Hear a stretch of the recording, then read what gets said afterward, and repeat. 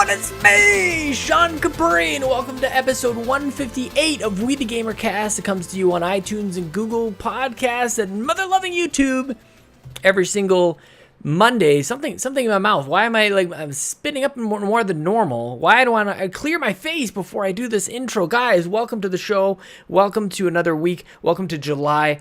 I am very excited because of a whole bunch of stuff that has happened over at the Patreon. I'm going to get there in just a second. Because if you're new, here's the deal. Every week I have sweet hangs with the stranger on the internet. And if you want to be on the show, just tweet at me at Sean Capri. Sean like Connery, Capri like the pants. Holy crap. For those of you who have been in the Discord and following me on the Twitter, a lot has happened. Last week we added play some video games, PSVG, the whole crew. Donnie and his entire crew are now part of the Make Us Better family. And I think you guys are happy about this.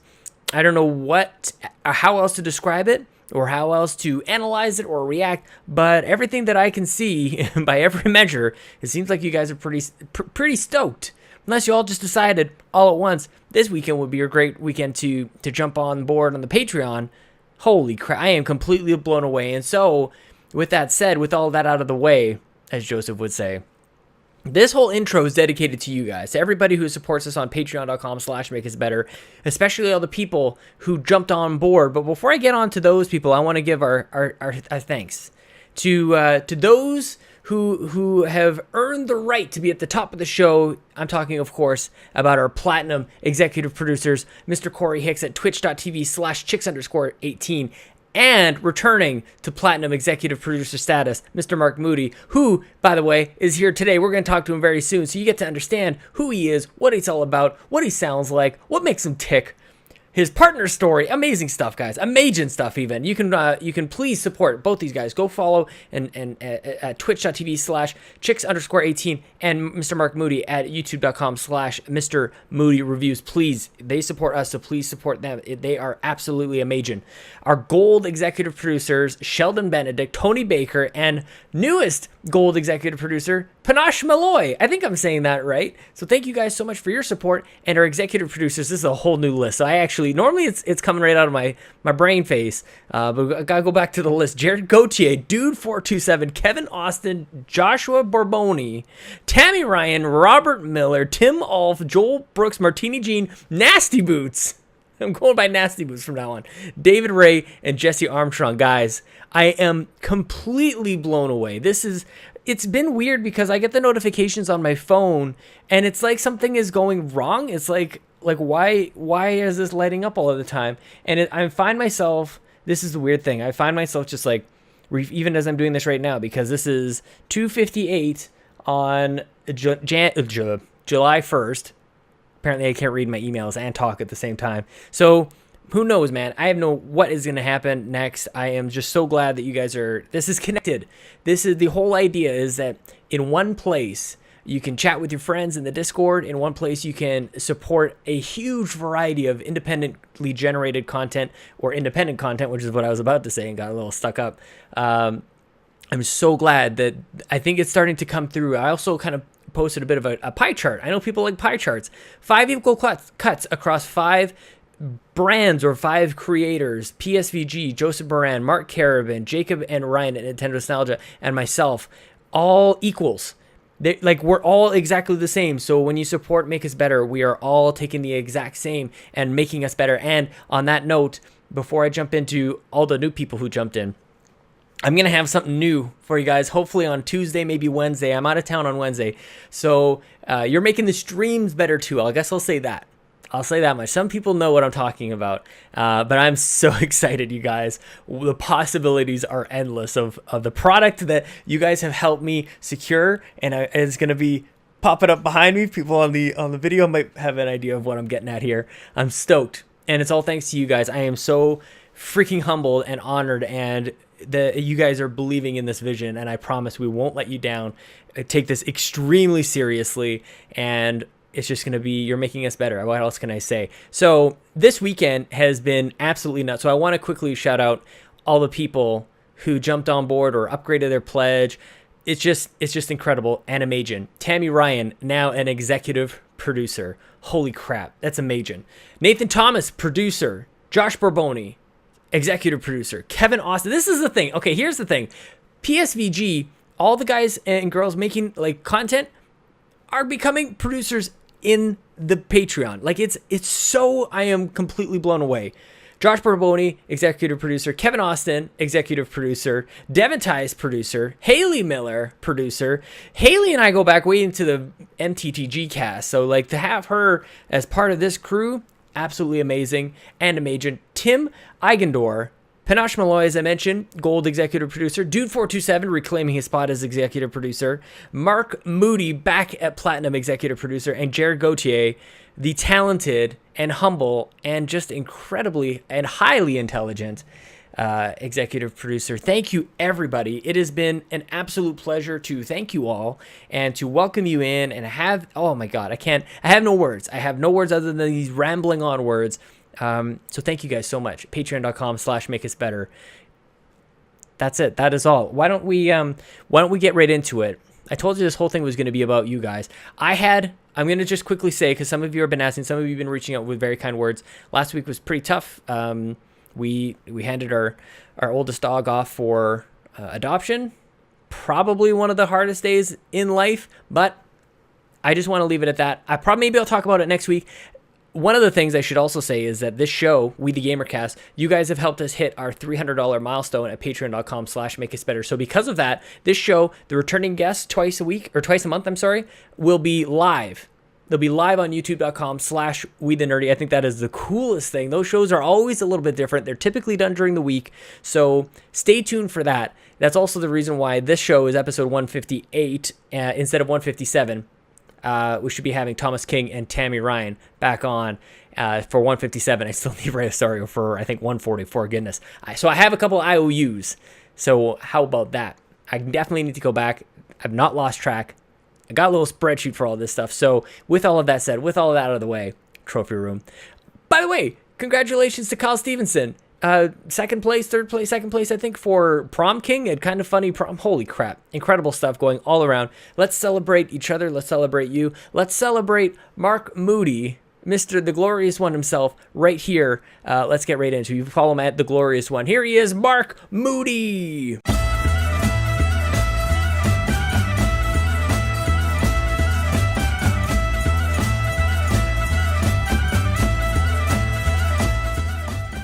Anything. That's my favorite thing. I got Chelsea a little for nothing gift the other day, and it's just like, we'd rather do that than like, this is Valentine's Day, this is the whatever day, like this is the day to do the things. Yeah. So yeah, true. Yeah, that's the best way to do it and everything like that. Because me and my partner, we missed our anniversary so many times, and if anything, we were just like, when was it? Oh yeah, it was just it was 2 months ago, wasn't it? Yeah, we missed it. We've been together like 7 years, and we just missed it. And we're just like, okay, should we do something? He's saying, well, we do something anyway. So what the hell? Just do it anyway. Doesn't make a difference. Did you ever do anything? We're still together. The first like 2 or 3 years, yeah. And then we've been together so long now. We're just like, what day is it? Oh, I'm still with you? That's good then. It's a good day. That's what I'm like. That's what I'm like with her. I'm like, you're still in my life. That's all good. Another year to not have screwed things up enough to split. That's true. Yeah. That's true. Yeah. Like I did tell her when I first met, I was like, you do know I am an asshole. I did literally tell her that. I can literally be an asshole. I'm a stubborn man. And she says, I'm okay with that. They said, I can be a bitch. I said, all right, that's fair. So we complimented each other well. I doubt that very much. I feel like maybe your humor is a little like is there, but you're not. You're the nicest guy on the internet, man. I tried to scare her off. Oh, okay. I was like, I don't want a relationship. I just don't want a relationship. No, I'm good. I'm debt free. I've got money, and it didn't happen. I was like, I don't have to have a relationship. So I'm happy. I'm all good. Still with me. I haven't scared her off that much, I can't be that much of an asshole. That's what I'm saying, man. And it's in that moment where you're like, the desperation just sort of like wafts off you, like, and it's gone, like a spirit being removed. You're like, okay, now you become desire. That's all you need to do the whole time, That's what all of us come to realize. Yeah. Like that Spice Girls song, "Two Become One." That's right. What it is. That's right, man. That's a sexy, sexy song. It's funny you bring up the Spice Girls, man. I'm showing my age there. Like I remember those guys, those ladies.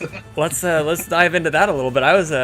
Chelsea and I were in vacation a little while ago, and I threw on Spice Up Your Life, and she's like, "You're not gonna put on Spice Up Your Life." I'm like, "Man, this song used to be like," especially my older brother, my brother and I just love Spice Up Your Life, and we put it on again, and I was like, "This song is almost unfair how good this is." Like, just got the rhythm and like that late '90s, early 2000s like Latino flair. Just everything was pianos and bongos. They were all over the place. It was really weird. You guys must have been real proud about it. Fair play to them. So I was a kid. Like, I was a kid, so I was a kid in the '90s. So that I was like no idea of what like how big they were, and like, I was just thinking, oh, they do canny songs. They're not bad. I listen to them. I hear them on the radio, so they can't be that bad. Right. It's just and then they had and then they had a movie, and I was like, bloody hell! Right. What the heck is something that here now, isn't there? Well, the aliens come down just to listen to them. We've got. I don't know if we have a problem or not. I think I know what the thumbnail is going to be for this episode, everybody. Spice up your life. Like, what happened to the show, man? We used to talk about video games at some point, but like, let's talk about the Spice Girls and early '90s or late '90s music and music that turned into movies.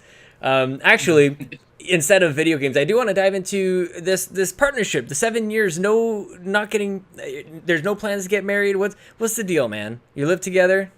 We are engaged. We've been engaged for about 3 years. Certain things, financially and everything, just rocked us and everything. I'm unemployed right now and everything like that, so it's really hard to find a job, but I'm now moving into hopefully going to college in September to finally do a degree that I want to do in games. So there, I brought it back for us. Nice, man. Okay, let's dive into that. So talk about games and I've always wanted to. I never knew what I wanted to do when I was a kid, and I think it's so hard to realize what you want to do as a kid and everything. No kidding. And I was so lost for a long, long time. I went into like hospitality and loved that for a certain time, and then I just started falling out of that, and then fell in love. And I really kind of got back to the grasp of loving gaming and everything, because I kind of went out of it a little bit for a while. I never clicked with it. And it was just one of those things. And I was thinking, you know what? I like the technical part of all this, and I was thinking I might have a look at this. So I'm going to try and get a degree in gaming and everything. So is it like an overall gaming degree, or do you go into anything particular? Like, are you going for like programming or design or something like that? They're going to basically what they give you a little tidbits of each one, and then basically the strongest part of that I get to choose to go into which one. If I feel like I'm strongest here, I can go into that one and just concentrate on that one, and that's going to be my aim. So I'm going to find out which part is my strongest.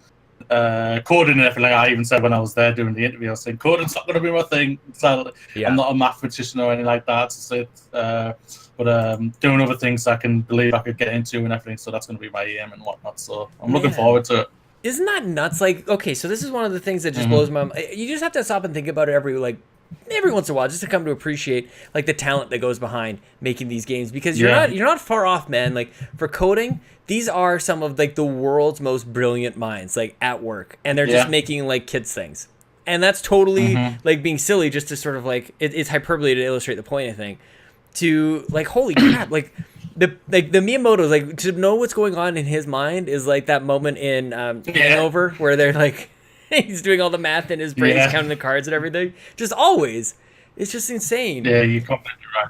What was the technical stuff that you kind of mentioned before? Like, what is your it's like the the visuals, the artistry part to it, the story part to it. I love stories, that's why I love movies so much, like the in-depth hardcore stories that really can hit you with emotional punch and everything. That's also, I think, what also helped is with the emotional punching stories that we've had from a lot of gamers, the Mass Effects, The Last of Us, Uncharted and all like that. And we've had some really powerful stories throughout the last few decades since gaming, and I'm just like, I could do that. I think I could. Why not go try it? Go for it, man. Have to try it. So yeah. Look, what's the worst can happen? Is the school nearby? Like, do you have to? Yeah, right. No, exactly. No, it's about half an hour away from me, so it's not far from me at all. Okay. And it's arguably one of the best ones in the northeast where I live, so that's really good. So they're the one I always hear about, or like on Facebook and everything like that. They're the ones who get the most awards from around up here.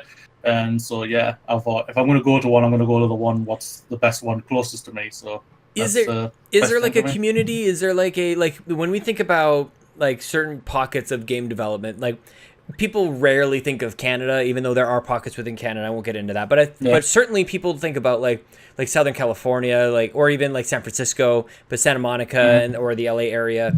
Are there pockets of like developers that people aren't, maybe they know of but aren't like really aware of? Like where was there's an Ubisoft in Newcastle. Okay, just half an hour from me. They're the ones who did Assassin's Creed Syndicate. That the studio up there did Syndicate. Yeah. So like we say, we got Rare just about 3 hours from me. We got Rocksteady, who did the Batman games. They're not far from us as well. There's a few developers. There's loads of them. There's actually, I can't remember what the developer is, but there's a developer on campus near the college I'm going to go to. Oh, so, that's awesome. Who help out the college a lot and everything. So. Dude, I feel like I don't know if anybody else is out there maybe pretending, or everybody knows. I feel like nobody's mentioned the fact that Rocksteady is over in your neck of the woods. I feel like a lot of people think Rocksteady is American. Yeah, I think I won't lie. I hold my hand up. I thought they were. Yeah. Until I found out over a few years ago and whatnot. But yeah, there's so many. The more than you say, we used to have Lionhead here from Microsoft. I know. Sorry about that. Down, so that's not your fault. It's not your fault. It's your fault whatsoever. We can't do anything about it. There's a lot of things. Playground. Playground there here as well, who just got bought up and everything. So there's a few. I think there's a Rockstar in Scotland, if I remember rightly. I'm pretty sure there was a Rockstar in Scotland, and close to a friend of mine. And I was thinking, you bastard. I was thinking, get some code for Red Dead and whatnot. It says, the guy were talking to me. I was thinking, all right, that's good. Talk to me about the conversation you would have had with your partner or your fiance, like before, like deciding to go back to school for this. Like, what is that conversation like? Is it a persuasive type of conversation, or is it a collaborative? Like, did you come in at the same point, or talk to me about like that little discovery you made together? She has been amazing. Yeah. She's literally just. I told her that I felt like going back. I felt like I'm not doing anything right now. Sadly, I'm not. I'm trying to find a job. Just has not clicked. No one's hired me and whatnot. So I thought, if I'm not doing anything, I've got to. If I'm not doing anything, go and do a degree. Go and do something. So I looked it up and everything like that, and she literally just said, "Go for it." Yeah. She didn't even hesitate, didn't even say no. Or should we really do this? She just said, "Hop on a bike and charge up there." Go up there, do it, and everything. She went up there with me for the interview to help, because I can be with new people sometimes, or unnew surroundings. I'm very shy sometimes. I close off very quickly sometimes. I'm really weird like that. But when I got there, got used to certain surroundings, everything, I opened up right up, and she helped me even more with that. So she's a rock, man. She's my rock. So yeah, no kidding. How did you guys meet? I was her boss at our hotel. There it is. I was her supervisor. Okay. The funny thing is we hated each other. Absolutely hated each other when we first met. She didn't like me. She thought I was a stuck-up, arrogant prick as a boss. Didn't listen to her and like that one. But I also said, you were not doing it the right way because you're breaking the law on certain things how you're doing right now, and if you get caught, you can really hurt the hotel a lot here. So I was trying to help her there. So eventually, got things happened and everything. The funny thing was she went back home to her parents for like a week or two, and things. She came back and things were just completely different. What? What happened? And we hooked up. I don't know. She looked like she was a lot more relaxed. She looked a lot more calmer. And everything. I think obviously she's from a different country, so I think that was obviously scary for her and everything like that. And I think going home, seeing her parents for a couple of weeks helped her come back with a new reassurance and knowing that we're here to help her. We're here. We're gonna work with her and do things and all that. And we just clicked and everything. Enough. All our workmates were saying, "You two are gonna get together." Oh, nice. Everyone was saying we were gonna get together, and I was thinking, Well, I didn't see it. I didn't see it whatsoever. Yeah, of course Yeah, not. I was like that. Yeah, I was like, shut up. You don't know what you're talking about. Why would I want to go out with that much? She wants out. I hate her. She wants to kill me. He's like, why would I? Yeah. And now we're together 7 years on. Man, it's funny that you like movies. That is that seems like very Hollywood. That seems like right out of a movie of like the two that would never, of course. What was it? What was the connecting point? Like, what was it that you guys? Was it movies that you guys were like, oh, wait a minute, we have more in common than we ever thought possible. Yeah, it was movies. I used to, until I started going digital, I used to have a huge movie collection, like a whole giant shelf full of them. And she asked, could I wouldn't mind lending her some? I said, yeah, why not? And so she started watching them and everything like that. And then we went, and then she asked me how to watch a film. And then when we just started going out from then. What kind of movies? I remember when Chelsea and I first started dating, she's like, yeah, come on over, like grab a couple movies and like we'll just hang out. And I'm like, okay, hang on. I feel like this is a test. This is a moment. This is here. a trap. Like, what movie should I bring? Like, because I had all kinds of movies, man. Like, I watch and I love like the visual. Hang on, before I talk about me, I want to ask you, your collection. You said now you're digital, but have you gotten rid of your collection, all DVDs, Blu-rays, and everything Pretty else much, like that? yeah. Have you really? Yeah, I've pretty much got them all on digital now. Yeah. Oh, wow. I've still got, I had a list of what I'd left to get, and I've only got like about 20 left, so I've almost got pretty much all of them back. Excuse me, do you think, like, are you saying the ones that you want, like, you just have to go buy, or are these rare movies that you're trying to get your hands on? Oh, no, the movies that I had, if they are on digital, like a wish list?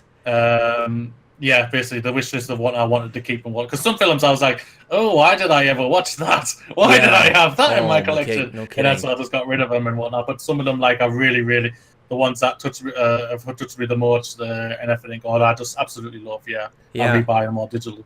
So talk to me through, like, because I'm like on the cusp, man. I talk about this with Chelsea all the time. I'm very much in a mode of like decluttering as people just keep moving into our house, aka babies being born. It's very weird. When before Lincoln was born, I was thinking about it as if like we're about to have somebody basically like move in and like call all the shots. Like there's gonna be no manners to this person moving in. Anyways, decluttering is, and I say that with all of this crap behind me. None of that stuff's not going anywhere, and this is why I need to declutter. As I just turned around, I'd like drop the controller, like it just fell off. I got like stuff. It's a Pro control, Nintendo Pro controller. It's gonna be fine. Look how tough that thing is. That is crazy. Talk to me about getting rid of your movies. Like, did you sell them? Was it a difficult thing for you to do? Like, were you like? Because I don't know what's stopping me from getting rid of these movies. Because certainly I haven't watched them in the 4 years or 5 or however long we've been in this house. They've just been in storage. Like, why do I have these? So talk to me about your separation from your physical goods collection. It was just a decision that both me and her came to. It was just thinking we always feel like we're struggling for space and everything. Mm-hmm. So we needed and I was just like, well, a lot of movies are now going digital. They're pretty cheap on digital and everything. So they're a lot more. It's like saves the space. You don't have the clutter of the box and everything. And we just decided, would you want to get rid of them? So we could trade them in, get money for them, and that's basically what we did. Where did you trade them in to get money for them? Like a pawn shop or something? We have a shop called CEX over here, or Game even, and I just traded them into them, and they give you either in-store credit or money, and I'll just get the money for it. Did you get some good cash for that? Because like that could be the thing that maybe like push. Although I probably should just like donate it to like the library or something. Like maybe somebody will watch some of these things. But I got some craps. I got like Joe Dirt in my collection, man. I got some real bad movies up in there. Oh, well, I started getting rid of them like before the Blu-ray craze truly smashed into it, because they're how they are now. So I got pretty much a good amount for all of it. But I had like around, I'd say about 300 DVDs. Yeah, man. Yeah. So I had a lot. So yeah, overall, when it comes to it, I combined a lot of money to it. So yeah, it was all right. I was like, I won't lie, I'll admit, I was like, that's my favorite box set. You're gonna get on digital. That's my favorite box set. Oh. It has all these features and everything. And I was just like, it's fine. But no, yeah, I've still got a couple of box sets. I have the Alien Anthology box set because that's one of the best box sets out there for me. And you got Whoa, Dark whoa, Knight whoa, box whoa! set. Hang on. We need to stop on Alien for a second because like 2 of those movies are very good, and then that's it. Only because I said, I agree with you. Only 2 of them are the best films for me of all time. I love Alien and Aliens. Alien 3 is a mess. The special edition fixes a lot of things. Alien Resurrection I don't really talk about.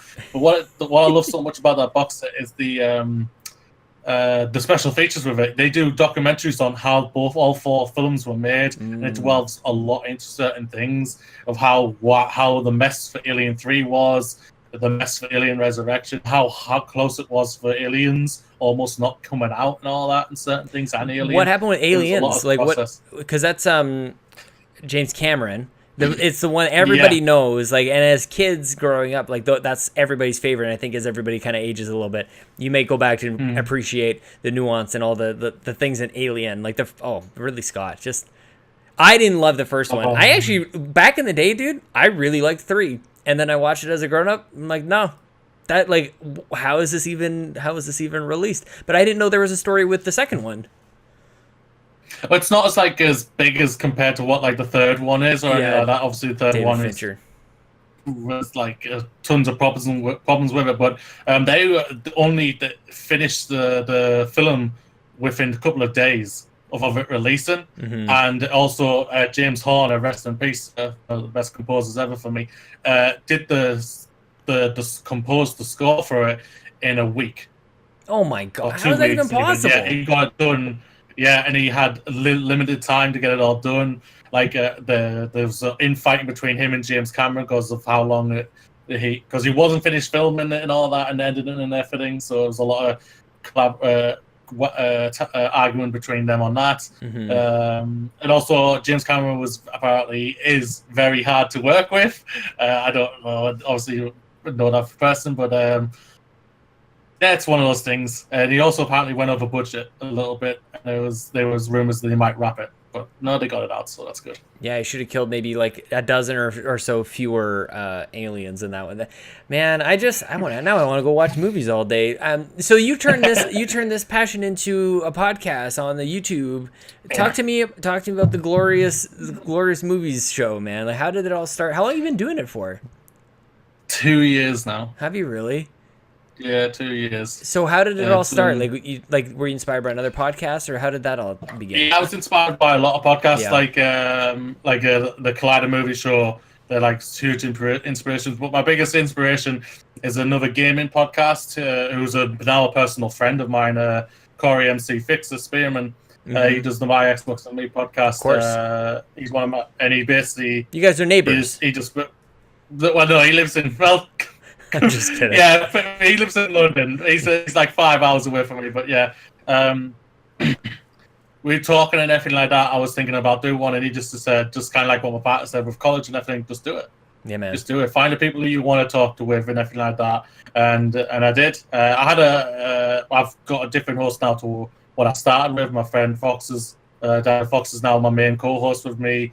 We've come closer because of that now, but yeah, we just started it with my friend Callum. He had to move on, sadly, because of work reasons. Yeah. And we just came together and we just worked it out. And it's transitions all slowly over. We were just doing it once a week. Now we do it twice a week now because there's so much news what pretty much comes out for movies, and I have a blast. I love it a bit. Let's talk about this. This is something that very rarely comes up, actually. So I'm glad that you mentioned it because, like, I think you even just briefly touched on it, where you and your co-hosts become very close. Like, I've obviously experienced this with Bobby and with Jason Lacey. Hi, Jason. And with Dave Moore. And previously, I did a movie show called Nerdflix and Chill, and I missed the crap out of doing that show mainly because I talked to my good friend Gary Theroux all the time, and now we almost never talk, and it sucks, man. So, like, talk to me about like your journey that you've gone on, maybe a little bit with your co-host. Like, you start with like, let's do this thing. You're like,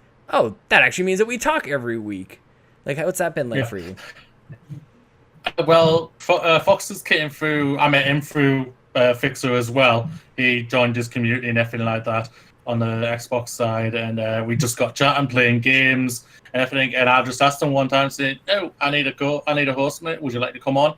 We clicked instantly on movies and everything like that. I love the back and forth we have with us. Sometimes we disagree on a lot of things. Sometimes we also agree, and I just love the back and forth, and it just clicked really well. And I just literally came out and asked him after one episode, no, after I think the third episode, do you want to do this permanent? If you feel like you were able to, would you like to do it permanent? And he said, give me a couple of days to think about, talk to my partner and whatnot. Came back and he says, yeah, go for it. I would love to. And it's been on the horse ever since and whatnot, so it's been really good. So how have you been able to kind of keep your like attention spanned across, like you're deep diving into movies twice a week, like you're in it, man. Yeah. But also in gaming, like I find it difficult to mind. Maybe it's just a matter of like splitting up the time now that I think about it, because I do the 3 freaking video game podcasts a week. But are you like when you mention news in movies, I'm like, that was sort of foreign to me. Like Gary and I did, we watched a movie and we talked about that, and it was a lot of like nostalgia going back into our collections and watching old movies and stuff like that.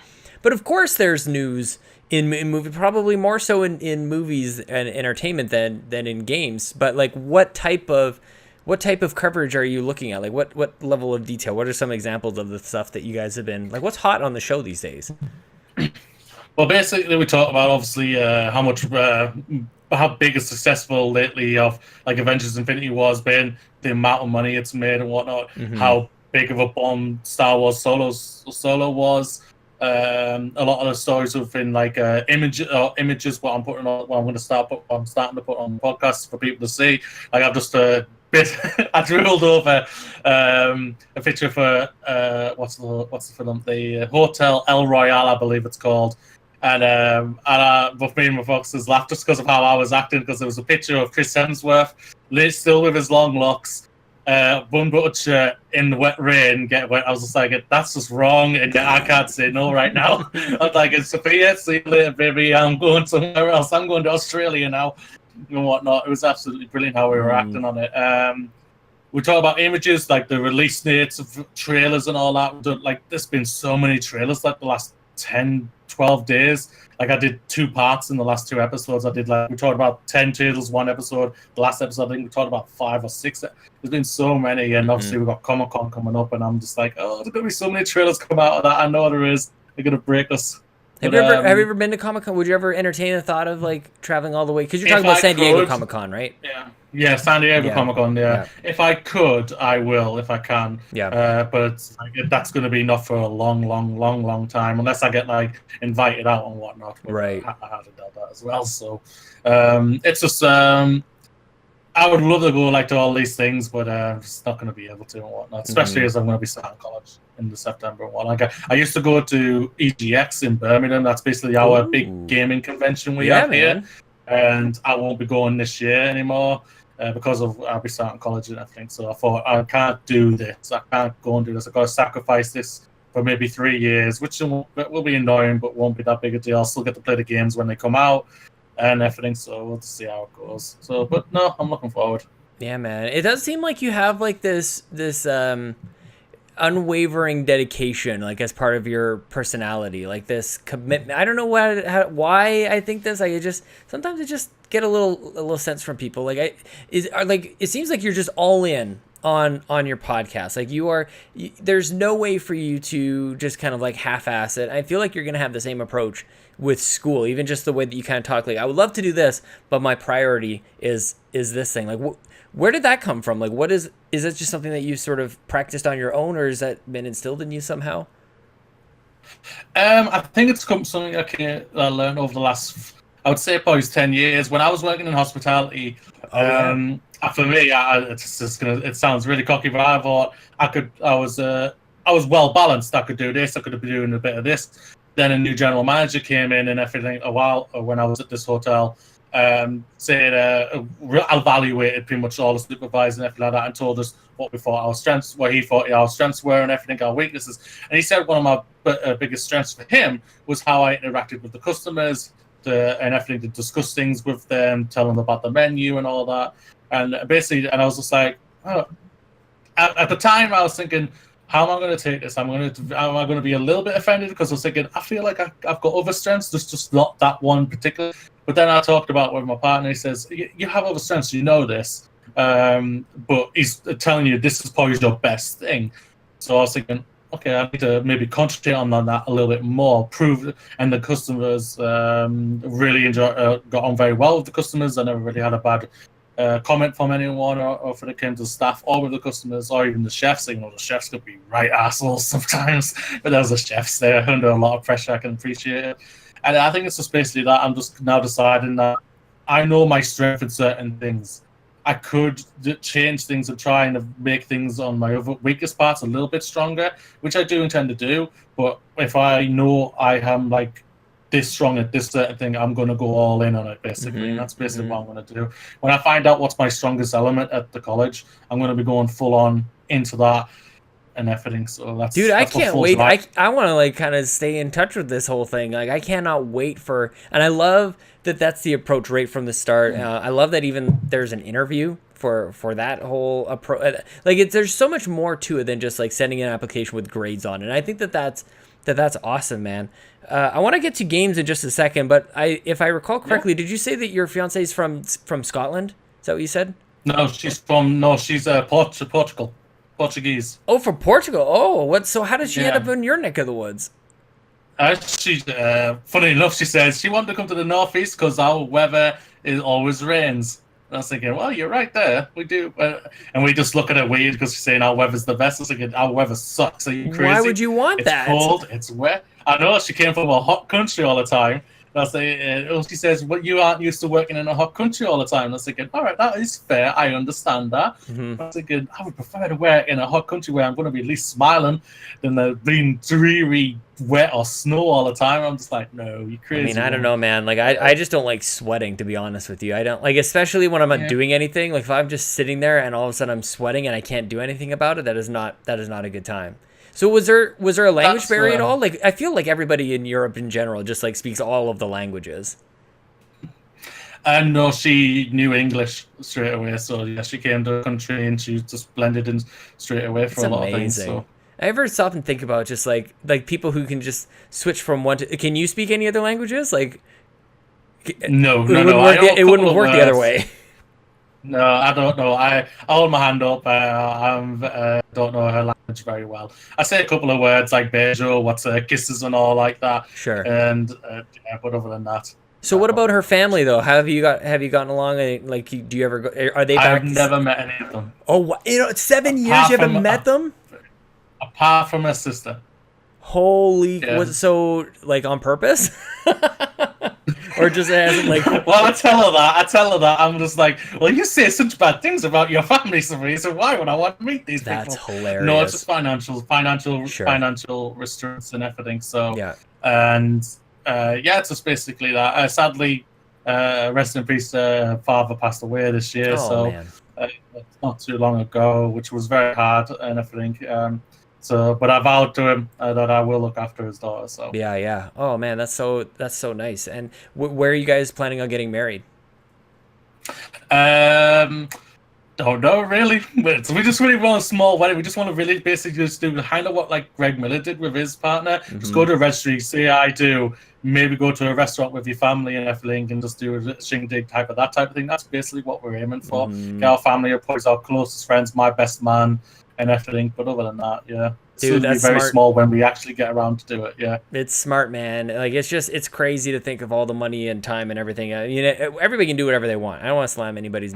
I'm very glad that we did it the way that we did it, and I know that if we had done any more, it would have felt burnt maybe a little bit for us personally. I think it all depends. Everybody can do kind of their thing. You mentioned Greg Miller. How long have you been following? Because I've been a lot of the show is based in my love for Beyond, and even I'm thinking years and years ago when the podcast app just showed up as a separate thing on iOS rather than baked into the iTunes or the music app on the old iPhones or iPods. But yeah, like Greg stuff was probably some of the first stuff that I really bought into, and then just totally surprised when they all left IGN, Because I didn't even know, honestly, I wasn't even following like the Game Over Greggy show or anything like that. Like I was just so into IGN. I didn't even know they had anything on the side.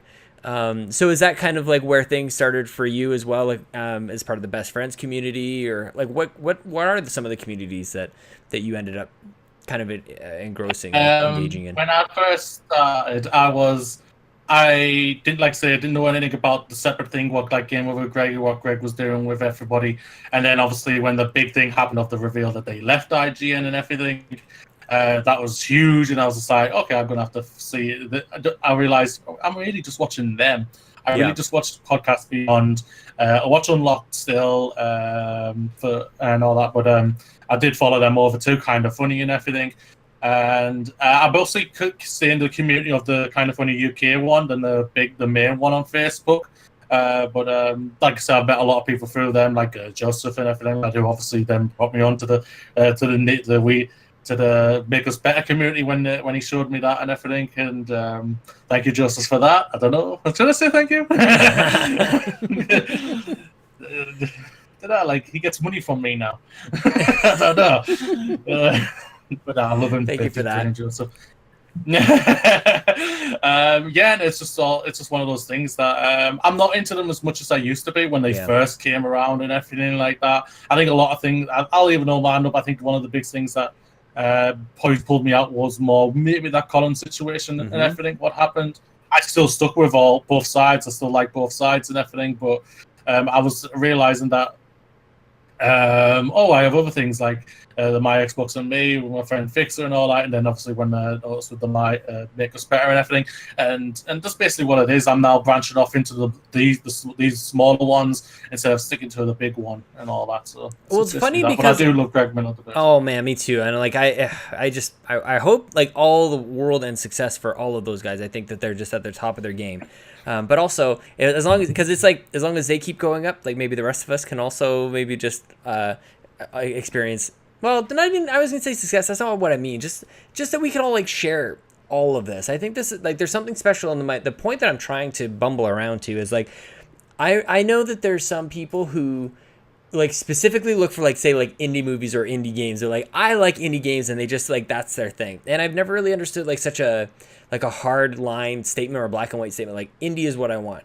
But ultimately, like I find myself basically saying that, but for the podcast world, like for the content generations, and I wouldn't say that it's just because that it's indie. It's not like I think anything less of like mainstream or bigger budget things. Like I still listen to my podcast list is absolutely enormous. I'm still listening to Podcast Beyond, all the IGN stuff, really, all these super polished things. But like what I ultimately get out of listening to more the indie circuit is the friendship that comes along with it, like the one-to-one relationships that you end up building with people, and you can just like not only listen to the content and their take on things that matter to you, but also like, hey, let's play some games together. Like that's sort of missing. It's sort of like I realize that's kind of like what I would have wanted from like the big podcast, because like they're saying the things that I like and they're talking about the top topics I like, but like that's about as far as that relationship is ever going to go, and that's perfectly fine. I think expecting or wanting anything more than that is somewhat unhealthy,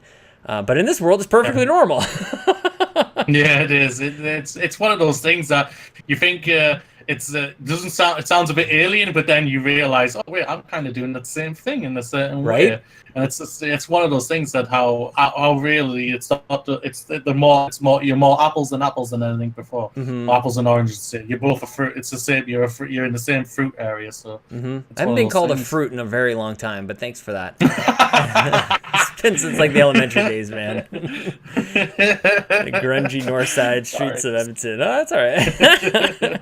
I love apples. Thanks, man. That sounds better. So what has been kind of capturing you? We talked about movies and content creation, but what's been capturing your attention on the game side, man? Oh god, like I think it's more the stories that we're seeing these days. Like the thing that brought me fully back into gaming was my best friend Andy.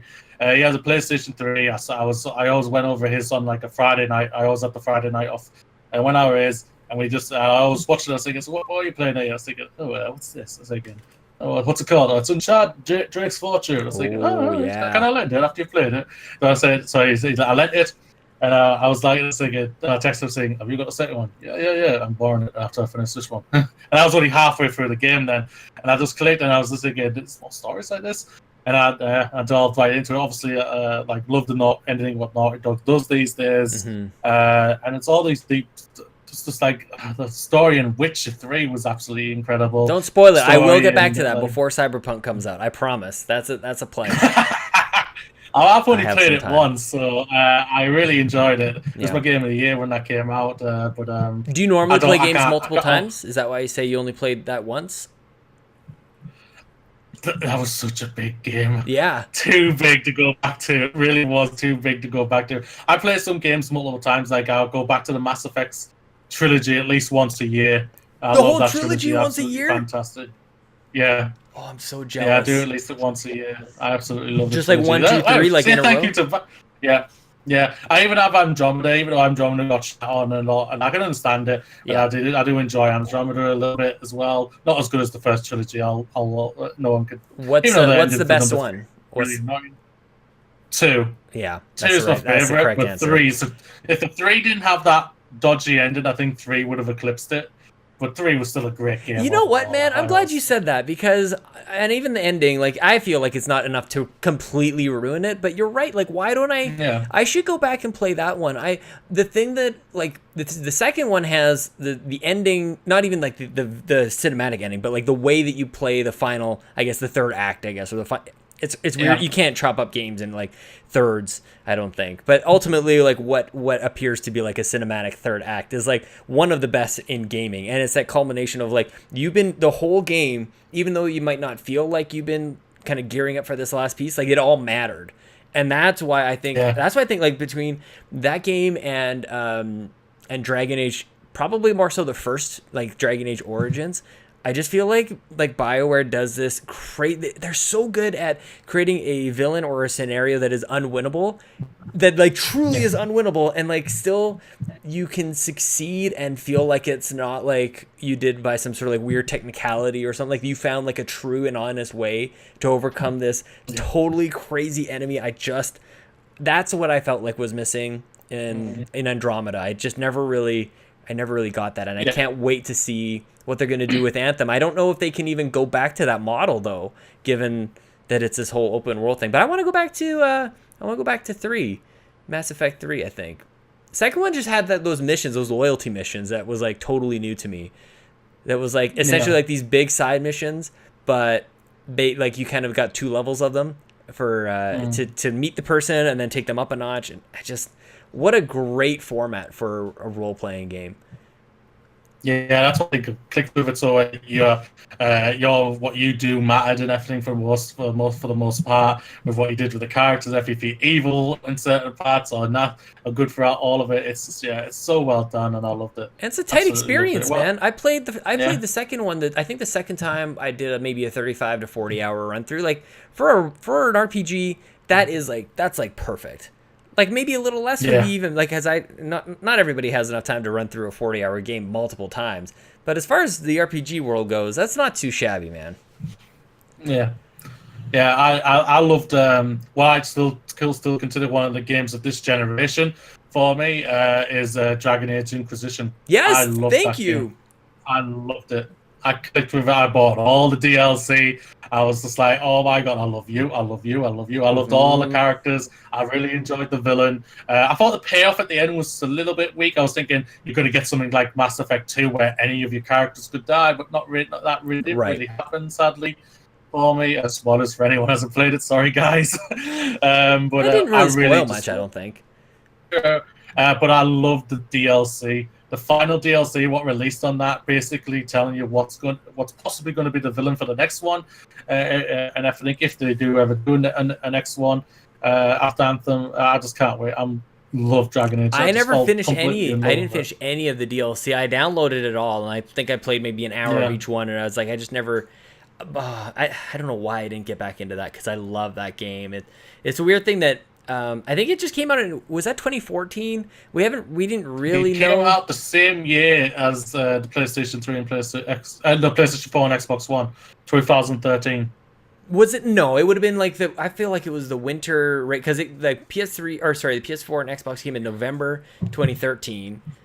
And was it right then that like were they would have been basically launch titles? I'm pretty sure it was. Somebody will check us on this. But what about these days? I'll say if I'm wrong, I'm wrong. I'll hold my hand up. So and I won't even. It's probably if it's not 2013, it's 2014.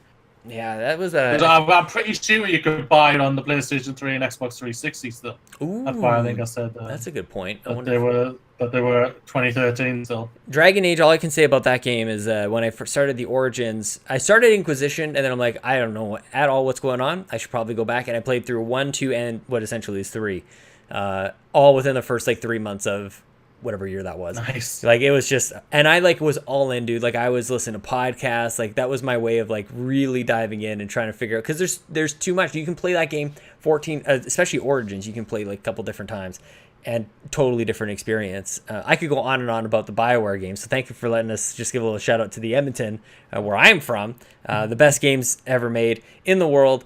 Not an objective truth. What about these days? Like, what's capturing your attention these days? What are you playing? What's it, like? Are you your PlayStation gamer, Xbox gamer? Like, I don't know I'm both. The collective. Attaboy. Yep. I'm both of them. I sadly have not got a Switch yet. I intend to get one. I just haven't got it yet. Mm-hmm.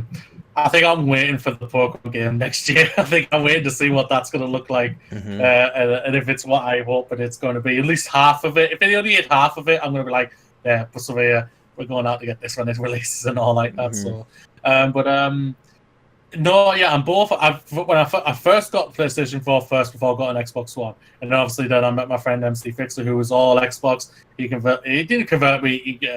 I wasn't really playing with anyone on PlayStation 4, so then I switched and got an Xbox One to start playing with all of them and everything. Got to know all of them, like Fixer, Foxes, and everything. So even now I met Joe as well a little bit through that part as well.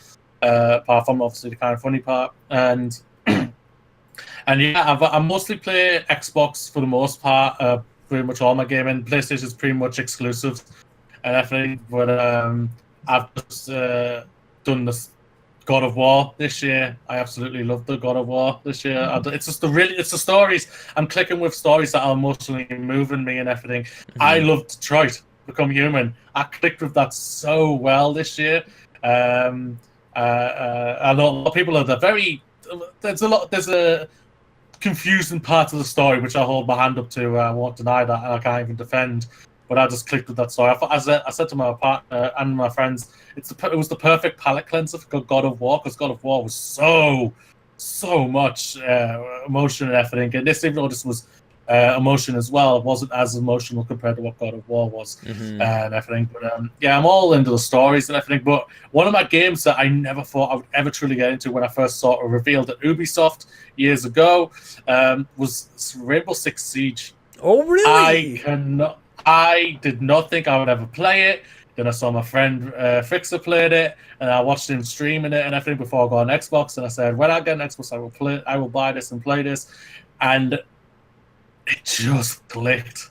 It's the first true, apart from Borderlands 2, it's probably the first true multiplayer game I've ever truly clicked with, ever, that I actually go and play. That I don't care if I suck at it or anything like that. I just have fun with it, and it's really weird how much I've clicked with that game. My God, like I played it for the first time, like back when it came out. I played it with my good friend Neighbor Matt. Hi, Neighbor Matt. And I'm like, man, I've got to have this game. He had rented it from the library, I think. We had a good night with it. We played back and kind of handed the controller back and forth.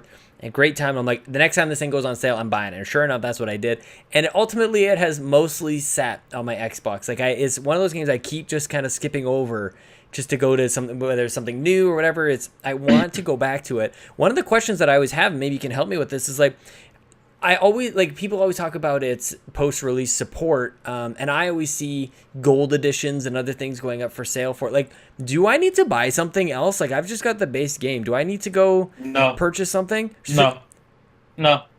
Like the gold edition is just unlocks. Basically, there's like year 1, year 2, and year 3. Year 2 basically unlocks certain characters for you. I bought it when it was come out. Year 3. And basically, I'm getting all this year's characters for free. Okay, hang on, Not back for up a free, second. This is the part What? that sort of confuses me, and because I'm dumb and I don't know how things work, and I feel like it's the same with Fortnite. And somebody else, I think Joe was trying to explain it to me last night, and I just don't. I was too tired to even All understand what he's telling me. characters you can buy without using it with in-game credit. Oh, You don't have to spend anything to buy them. You can if you want to. The option is there, but you can just work your way up, save up the credit, and then buy a character and whatnot. And is it like a fair? Do you feel like it's a fair progression? Because I feel like nobody has attacked that game. That sounds like buying a character who is good. Maybe like you buy characters, or is it also that the characters are so balanced that even if you spend money on them, it's like you're not really that much better off than others? I feel like that would almost be impossible to do, though. I think a lot of people just stick to certain characters and whatnot. The ones that you mostly see is Twitch, Ash, Thermite, and all these certain ones. A lot of people just stick to the certain ones all the time. There's some characters that you don't see at all. When the new characters always come out, you see them a lot because obviously people are trying them out, testing them in and see how they like them and whatnot. I haven't been on it for a while. Oh man, I want to go play now. Yeah, the new characters have just come out, and I haven't touched them yet, and I'm hearing good things about them, so that's really annoying. But they've just added a card system where you win a pack. You get a pack after a certain amount, and it's just a random card. Basically, you can buy them for loot boxes if you want to, but you can get it through just the game itself without spending anything. Oh man, I need to go play that. I want to before we run things out, I want to get maybe a sense. This is going to be totally off the top of my head. I don't know if you have this prepared. Yeah. I feel like I'm rambling to give you time to think about the question, but I haven't asked you, so you don't even know. This is not helping you at all. What is your? And I don't normally ask this question, but like, what is off the top of your head first reaction? What's your favorite game of all time, man? Final Fantasy 9. Final Fantasy 9. Yeah, that was the first game that truly clicked with me. Yeah. I beat it twice between Christmas and New Year's Eve. Why were you into Final Fantasy before that, or is this like your first introduction to Final Fantasy? It was the first Final Fantasy. I don't understand, man. How do you? Yeah, I skipped 7. I didn't even know. It's not even that. It's not. I don't understand that you missed other games. It was like that. This was your first introduction to it, and you loved it that much. I feel like sometimes you need to kind of like gently get into these things. But here, okay, start 9 games into this thing, and like, were you into JRPGs before? Like, had you been at least somewhat introduced into this style of game? No, not really. What? How? Really. Explain this to me. It's funny. It's really funny. I just like the look of the box. Amazing. I turned it around, read what it says. It's like, oh, I like this character. Oh, I like this guy with the tail on the back. Yeah. Oh, funny enough, he kind of reminded me of Goku from Dragon Ball Z, who had a tail at a young age, or Dragon Ball. He had a tail in Dragon Ball. And he reminded me of that. I was like, you have spiky hair. Oh, can I go Super Saiyan or something like that? Really funny. And you kind of do because you use a mode called Transcend where you get more powerful. I was like, that's kind of weird. And it just clicked with me, and I loved all the characters. It had an emotional story, and it was just, I loved it. And I loved the gameplay like that. So I need to ask this question more often, dude, because anybody who's watching the video right now can just see like your entire face, like every inch of your face is like pure joy right now. Like even just thinking about Final Fantasy 9, like you're just elated recalling this game. So Mass Effect you play like every year, the trilogy. You must be going back to this game pretty often as well. Yeah. When it came out for PlayStation 4, I bought it straight away. Did you really? Bought it straight away, and I redid it straight away. So I was just like, I'm back in this. Is this the thing? I feel like you don't often hear people say Final Fantasy 9. Like there's a lot of maybe Puritans who, and I don't even know which one to get them right. Final Fantasy 3, which is 6. I'm not sure how that all works. I think it's between 6 and 7 all the time for a lot of people. I loved 7. I've never played 6. I won't deny that I've never played it. It just came around. We didn't have the gaming media compared to what it was like in America or Canada. In my younger age, I had no idea. I heard of an NES. I heard of the NES, but I basically only heard of Mario. Never heard of any of the games and whatnot. I had a Sega console. I heard of Sonic, but didn't really heard of the other games and whatnot. But my parents only bought those games and everything, so I didn't really go fully dive into them and everything. And I only had them for certain they were all over my granddad's, and I only went over my granddad's for a weekend. So, so that's basically what it was. And then eventually, when I got older, got myself was able to afford my own console and whatnot. I picked PlayStation 3 at the time. Kind of, I was thinking, did I just waste my money? Because there was another one next to it was like £100 cheaper, if not £200 cheaper. And I should never have listened to the salesman. The salesman in this game started saying, "Oh yeah, this is really, really good." He just wanted the sale. That's all he wanted. So he can literally say, "I sold this, yada yada yada." Shouldn't have said that. Yeah, it was that. It must have been. You must have had like 2 or 3 jobs working that time, man. You fit right into their demographic. Because they said people like PlayStation so much, man. You guys will get more jobs. Man, you made me think of like the complexity of like releasing games and distributing systems and things like that. Like there are so many different considerations to make for every different territory. Like for the fact that you grew up with like hardly hearing about Nintendo is really like, it reminds me of the very short amount of Console Wars the book Console Wars that I read, and just thinking about like how did Nintendo just completely ignore this territory? Like they just never got around to it seemed. But Sega decided to maybe focus there a little bit more. And I don't know what my point is here other than to say, like, you know, we've come a long way in video games. When something is released, we expect it to be worldwide and for it to work all on day one, and just it to be everywhere all at once, I think is a tremendous success. Like anytime I'm talking to like PR people or developers or anything like that, and they're talking about the launch of their game, like we should like congratulate people on the launch of their game. Like the fact that thing is everywhere all at once, kind of nuts, man. I can like, it's hard enough for me to get this podcast up on time every Monday, like let alone publish a freaking game and have it go up in Japan and Australia and the UK and North America. That is crazy, dude. So did you ever want to go back then, like afterwards? Like did you, or is it because it's an enormous backlog that you don't really have like a connection to necessarily, like from a childhood or nostalgic piece, but more of like those games exist in the pantheon of my favorite game ever. Basically, yeah. That's what this thing is. Yeah, that's basically what it was. If they ever whenever Final Fantasy VII Remake ever comes out, if they ever want to go back and remake Final Fantasy VI, I'll happily play that when it comes out and everything. Maybe in the next 20 years, because that's going to be 10 years for 7 to come out. But I think they did a 3DS version for Final Fantasy VI. I think they did something like where they definitely updated it. I don't know what word to use. I feel like you use remastered or remake or whatever wrong, and you're just going to be eliminated from existence. You better not. No, I've never unless it clicks with me, I don't really go back. Like I say, I play the Mass Effect at least once a year because it clicked with me emotionally. The Borderlands 2, I play at least once a year. Final Fantasy 9 and all that. Final Fantasy 10, that's one of my favorite games as well. I play that at least once a year and everything. And it's just one of those things that if I've missed it, I've missed it. That's basically what it is. If it comes back, it comes back. That's all great, and I'll look into it then. But until that time, I look forward. I look more forward these days than I do look back. So speaking of that, is there anything for the rest of this year? Like E3, as we're talking, E3 just wrapped up. But I feel like this E3 was a thing where we didn't really get a sense of really what's coming in the next six months or the remainder of the year. But like, what has caught your attention? Do you have any pre-orders going on or anything? What have you got your eye on, dude? I got Spider-Man, obviously. Oh my gosh, Shadow of the Tomb Raider. Nice. Shadow of the Tomb Raider looks awesome. I'm looking forward to Battlefield 5.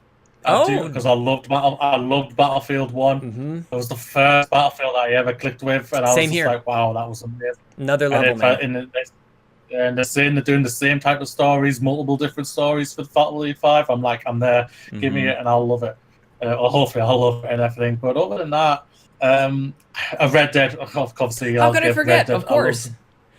Red Dead. I don't think I'll touch Fallout because I never clicked with it. Never clicked with Fallout 4.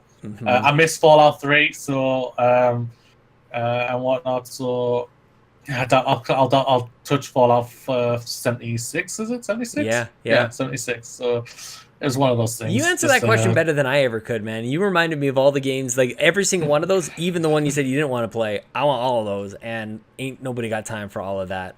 But good luck to all of us, I suppose, man. Like if anybody thinks about 2018, there's not too much. No, I think you just named, 300 hours worth of video games. Just right there, dude. Yeah. That's nuts. Red Dead's 300 hours alone. Yeah, that's a good Red point. Dead's 3 hours alone. I was very late getting to the first, whatever you want. I'm referring to Red Dead Redemption. You guys all know what I'm trying to say. I got there very late. Actually played Dragon Age Origins about the same time, actually. I think it was Red Dead and then another game, and then I went back to Origins right when, like I said, when Inquisition came out. But man, I gotta go start a spreadsheet or something. I gotta get organized because I'm feeling a little overwhelmed. I need to get a handle on some things here. Mr. Moody, thank you so much for doing this show, man. Thank you for for changing times and everything. I really appreciate it, man. I know this is now into your Father's Day, man. You're gonna spend time with your kids. Yeah, we went to the pool and it knocked me out. We're just like, oh, hopefully Lincoln will go for his nap nice and easy after the pool. I'm like, maybe Dad will go for a nap after the pool. My nap times are not as scheduled though. I think I was saying at the beginning of this show, you will hear it when it launches. Naps are more not my choice. They're just and now your eyes are closing. It's kind of like when Windows installs its updates for you and you're and now you're rebooting. That's basically what dad life is, I think, now. Tell everybody where they can find you on the internet, YouTube and your Twitter and everything. And of course, before I even let you do that, thank you so much, man, for all of your support. In addition to on Patreon, thank you so much for sharing and liking and commenting and just being there. You are a genuine soul, man. Thank you so much. But yes, tell everybody where they can find you on the internet. Everybody needs to go and support you as much as you've supported us, and because I really appreciate it.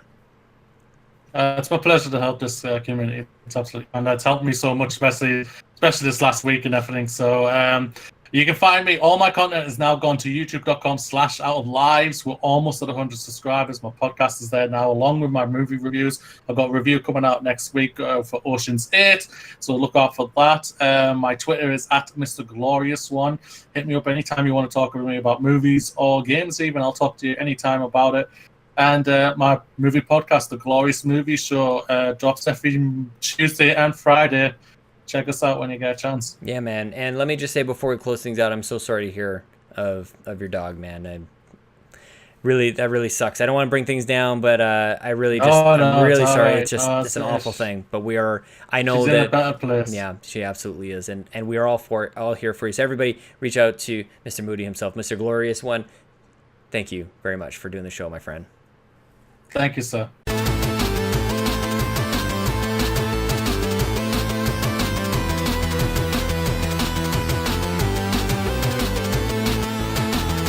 What a weekend, man. Adding PSVG is now part of the Make Us Better family. It almost it is as it always should have been. Welcome, Donnie.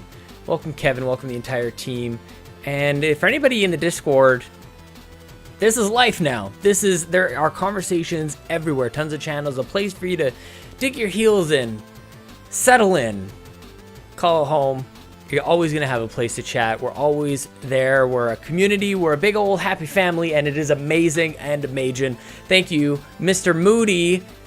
What a great chat, man. We talked about everything. Holy crap. The music, by the way, OC Remix. It's a Final Fantasy IX remix.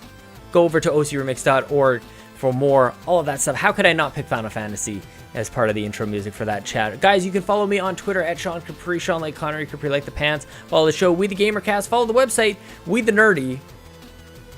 And if you haven't already, please support us at patreon.com/makeusbetter. There are so many people, so many lives you touch whenever you donate there and support us there on a monthly basis. Thank you to everybody who jumped on board, making July the biggest month.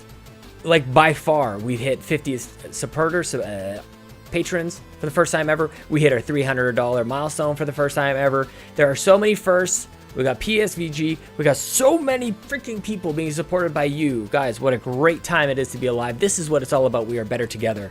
Thank you. Especially speaking of better together, the artwork by Gary Gray and by Adam Leonard, and the video design by Antonio Guillen, and the hosting by Dave Moore at dayspace.com. Thank you to everybody. I'm going to have Tammi and Thomas back, and I'm going to have Ray back, guys. We're going to have to catch up a little bit. But July is, I think, a little better. June was nuts in so many different ways. It's always nuts. July's a little better. It's my birth month. But my birthday is at the end of the month, so I don't even know. I have the feeling that Chelsea might be going away. I think her sister's doing a race. I don't know why I said that. Just to kind of like leave it why I'm not giving you precise details. I don't know the precise details, but there's going to be a time where I will likely be home alone. So it'll be like a birthday stream. We're going to have so much fun. There's going to be game nights coming to you guys. We're going to be you're making us better as we speak. So this, of course, has been episode 158 of We the GamerCast. It's now in your ears and your eyeballs at youtube.com/WeTheNerdy. I'm going to be back next week. I hope you're there too. Now it's time for my good friend. Where is he? Jason. Jason. Is Link still sleeping? Oh, Lincoln is awake. I gotta go. Jason! Jason! Jason! Jason! Sean! Sean! Sean! Sean, where are you? Jason! Jason! Jason! Sean! Sean! Sean! Sean! Sean! Jason! Jason! Jason! Jason! Jason!